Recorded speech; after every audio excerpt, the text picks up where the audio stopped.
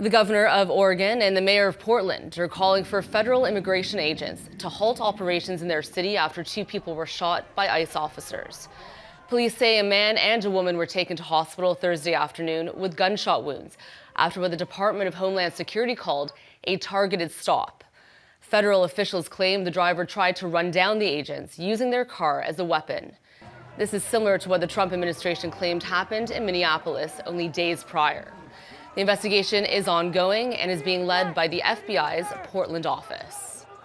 Approximately 2:18 this afternoon, Portland police officers responded to the 10,000 block of Southeast Main Street on the report of a shooting. So they came in via a 911 call. Officers confirmed that federal agents had been involved in a shooting. Portland police were not involved in that incident. About 6 minutes later, at 2:24 p.m., officers received information once again through dispatch that a man who had been shot was calling and requesting help in the area of Northeast 146th and East Burnside. Our officers responded. We found a male and a female with apparent gunshot wounds. Officers applied a tourniquet and summoned emergency medical personnel. The patients were transported to local hospital, and their conditions at this time are unknown.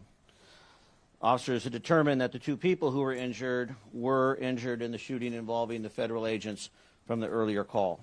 Portland is not a training ground for militarized agents.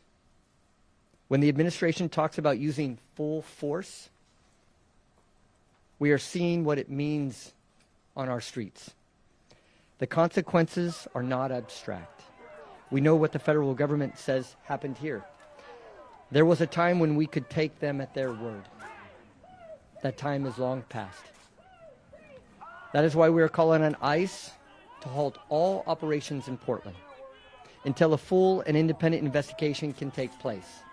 The administration is trying to divide us, to pit communities against one another, to make us fear one another.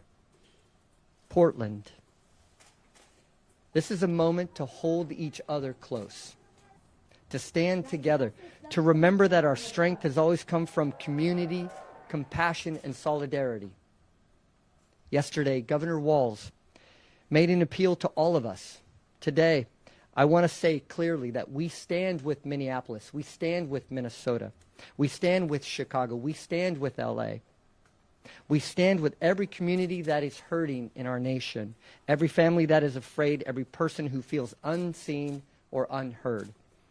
When a president endorses tearing families apart and attempts to govern through fear and hate rather than shared values, you foster an environment of lawlessness and recklessness. Trust is essential to maintaining community safety and the rule of law. Federal agents at the direction of the Department of Homeland Security are shattering trust. They are hurting people, and they are destroying, day by day, what we hold dear, our sense of safety. There are those who want to cause chaos, but Oregonians know how to stand up and speak out peacefully. We must remain united in peaceful opposition to efforts to tear our community apart. We must not turn against each other.